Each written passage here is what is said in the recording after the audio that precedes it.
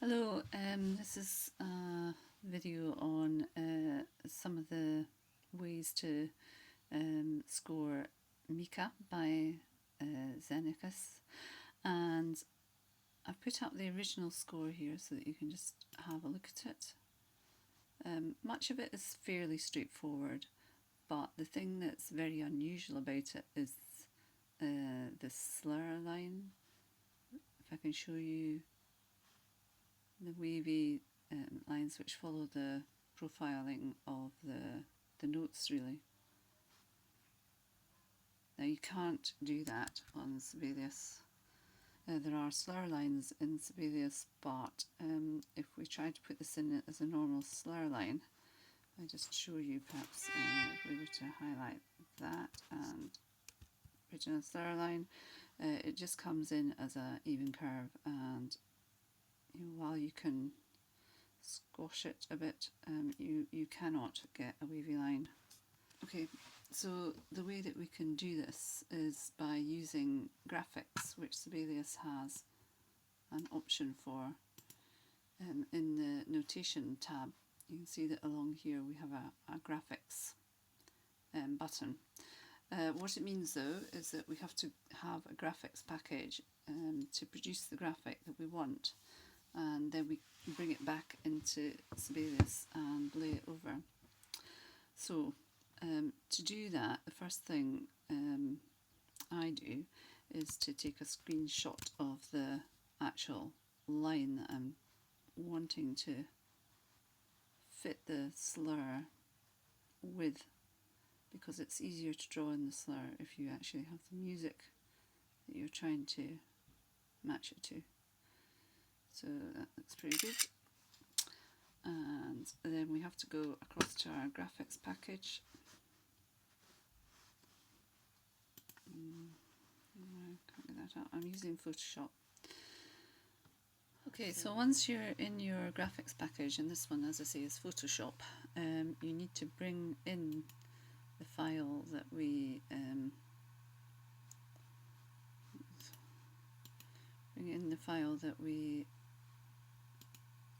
took the screenshot of.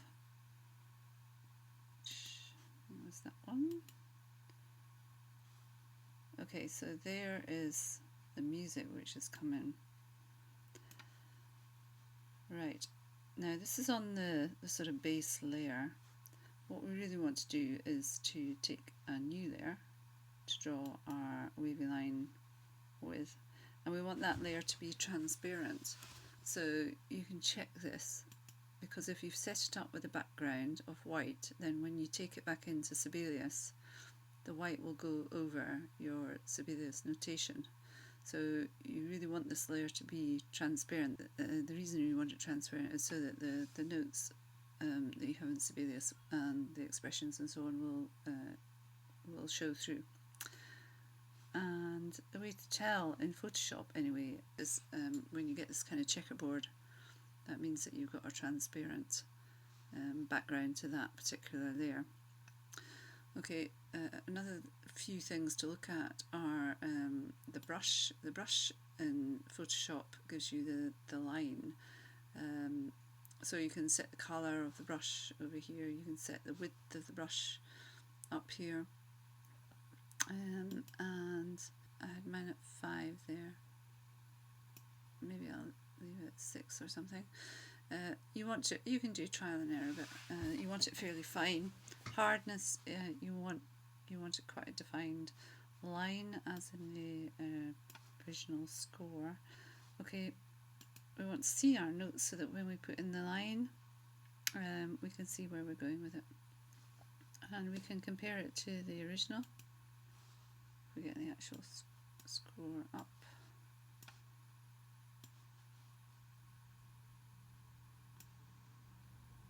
We can try and get it as close as we can to this. So we can see here that the line starts just below the G there, and then it follows the profile fairly evenly, comes up around that F quarter tone, and then falls away to the C.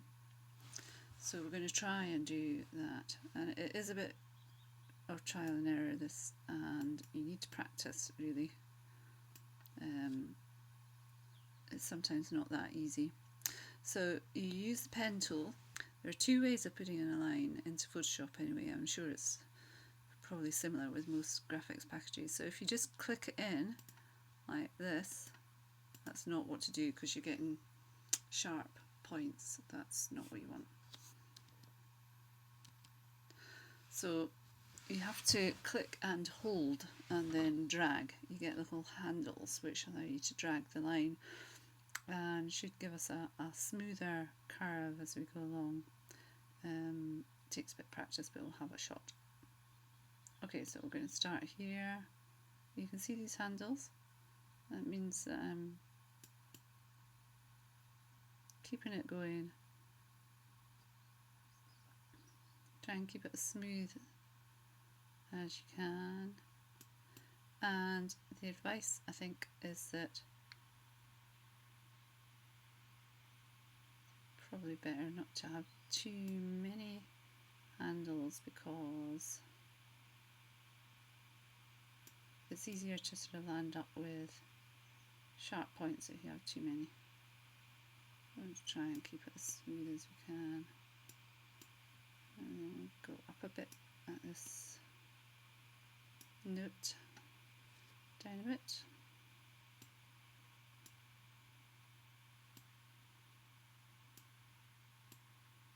And just follow the profile of the notes. And when we get to the C, that is where our line is going to stop, right here. Double click or escape so to drop the line. So you can see here, you can see we have a wiggly line in. So what we have to do now is, at the moment this is in as a path. If you were to export this right now, you would get nothing, you would see nothing back in Sibelius.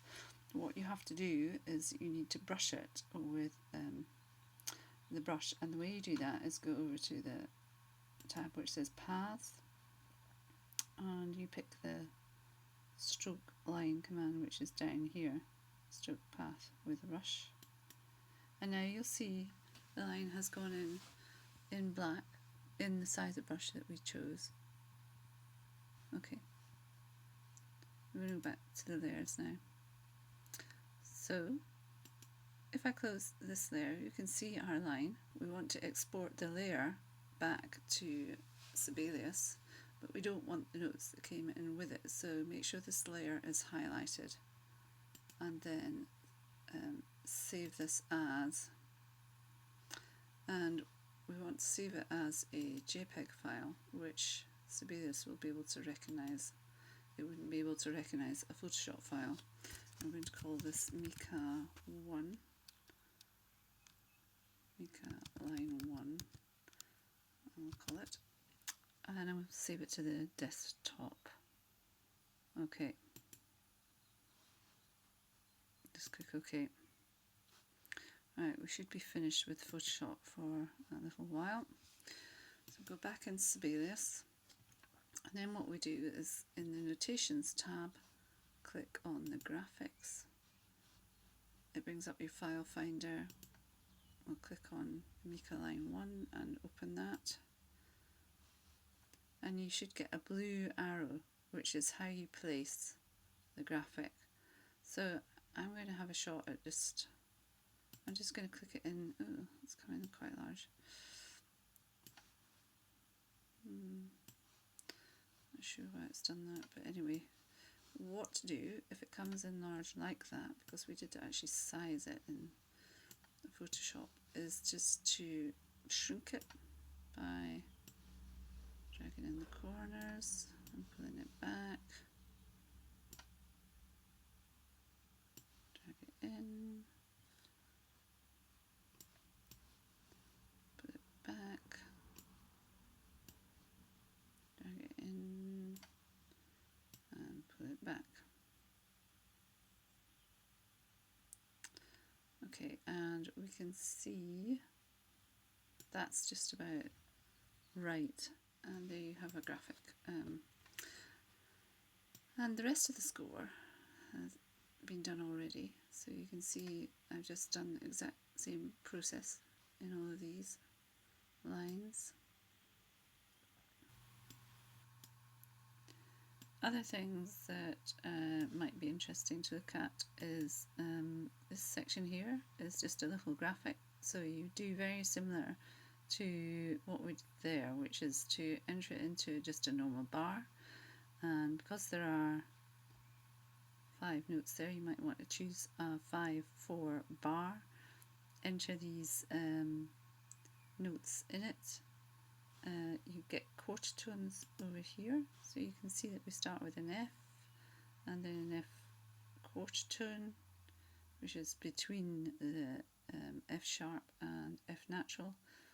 You find that on the quarter tone menu. You choose the brackets from the notations lines,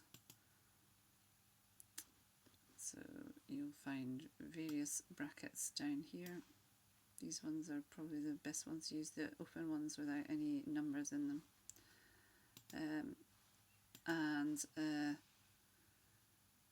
And then the rest is just put in with text, and through changing the text sizes.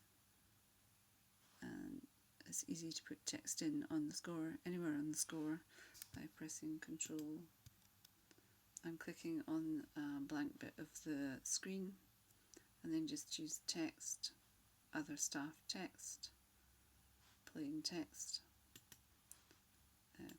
and then you can basically enter text anywhere. You can see that there are no bar lines along the score, and this is a bit tricky. You need to work out the time signature according to the total value of all of the notes, and then enter it as the time signature at the start of the bar, and either hide it or you can delete it, which is what I've done here, so that the spacing is better, because if you leave the time signature in, it takes up more space, and we have quite a lot of notes on these staves, so it's better really to get rid of it.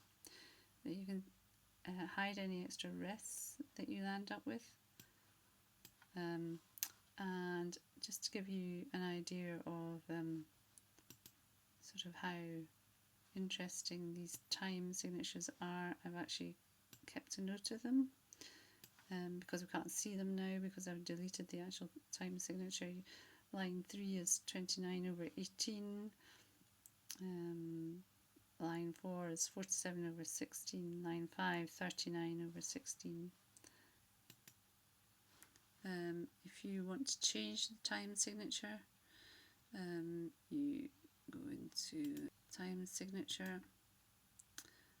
It's worth knowing about this More Options tab at the bottom, because if you just change the time signature here, it goes on a sort of default menu, which is not what you want here.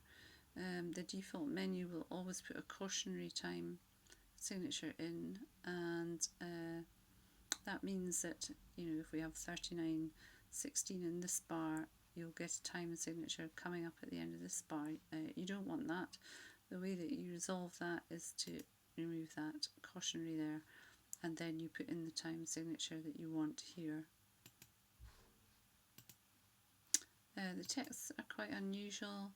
They're easy to set though. You can just choose the type of text that is closest to what you want from here, and you can change the size, or the style. You can put into bold, italic, etc. So that is an extract of Mika.